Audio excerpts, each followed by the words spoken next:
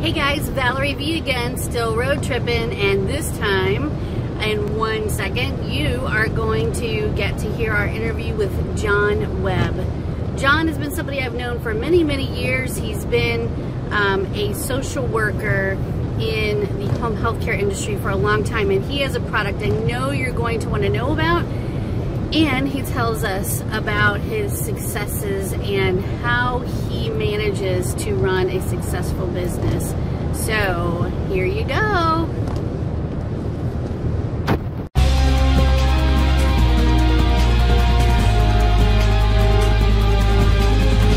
Welcome back to the Valerie V Show. This is Valerie, and today we are continuing with our series on interviewing entrepreneurs who have created, started, and managed a successful business. If you would like to be interviewed on the Valerie V Show, all you have to do is look somewhere here on the screen. I will put up the website address for you. But I'm really happy to introduce to you someone who I've known for a long, long time. We did a webinar together back a long time ago, and he has been a successful entrepreneur, and his business has evolved in healthcare. So we're going to talk to him. John Webb, welcome to the show. Hi, glad to be here.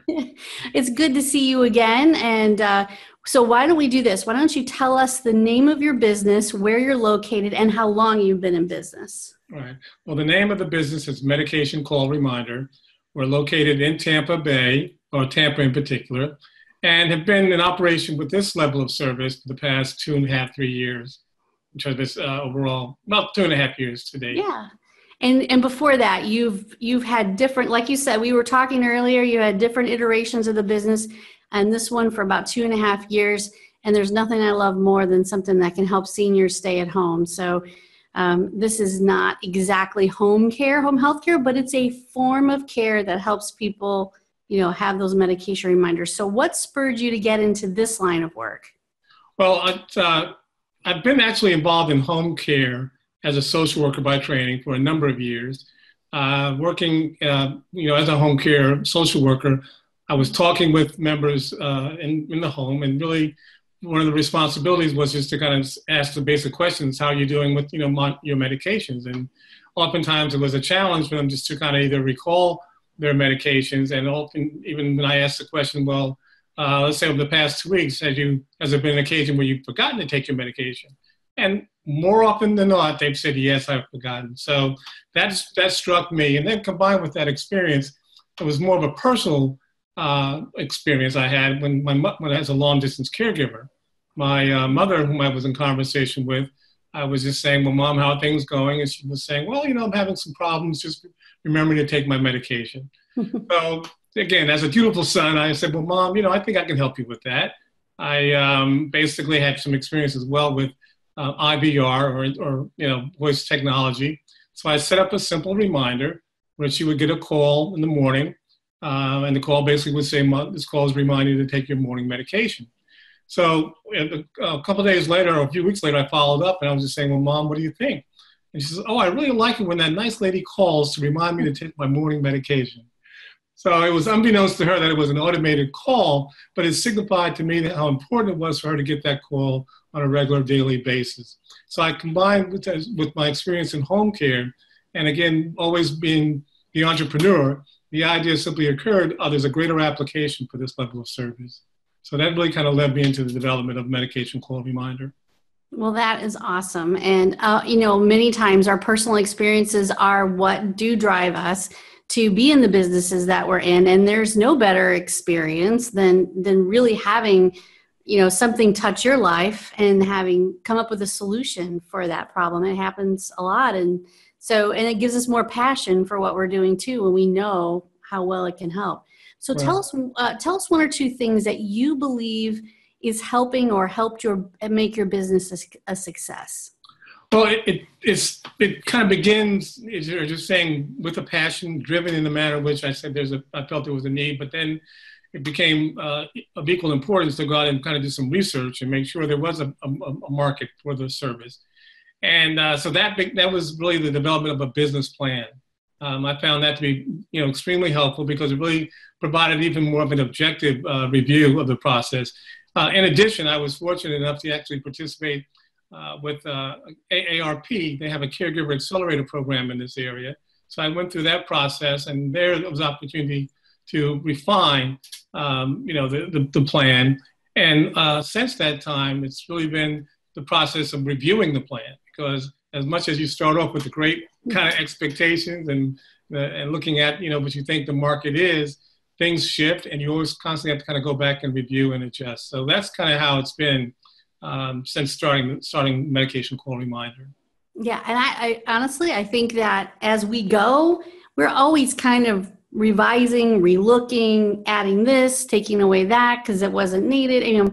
We do that all the time here too. So I think a business is, as long as it is alive, it is ever evolving and is ever changing, making things better or adding, enhancing features to it. So I totally agree. I think that's, being open-minded and being willing to change as technology changes, as, people tell you that there are more needs than what you originally intended. I mean, those are great ways to think about your business and to keep it growing and moving.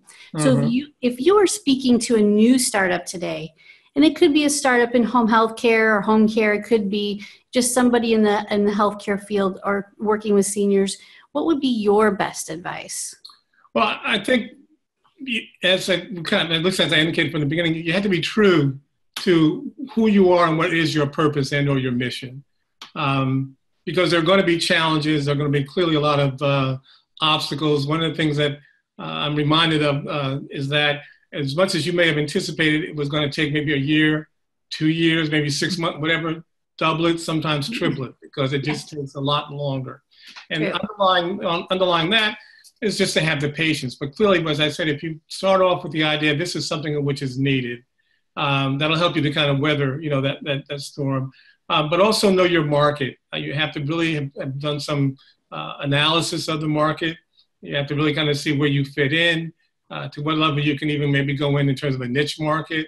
But realize that there are going to be competitors. How do you position yourself as far as what is the way in which you can distinguish not only your service delivery, but in the process help your clients with a competitive advantage. So these are all the kind of things that I've kind of tried to stay focused on throughout this process. It's again, people who kind of for me, I'm really kind of got to a point where I've finished my first career and now I'm on to my second career. So I'm able to do this and really stay, if you will, focus on it. But it really comes back to the challenges that you deal with. People will say, sounds like a good idea. Okay, well, are you willing to pay for it? Some will say, maybe. Some will say, come back and see me, later. But ultimately, if you believe in the benefit of what you're offering, that's what's going to keep you out there and progressing. Absolutely. And that's great advice for anybody who's starting up. I mean, and customer service is just, we've talked about this with a couple other people, but keeping your mind open and working hard and, having great customer service. Those are the things that really do win in the end. And taking your time. It sounds to me like, planning and really taking your time instead of rushing into things. I know we all tend to we have this idea, we want to hurry up and, just kind of settle down a little bit and take your time and make some good plans.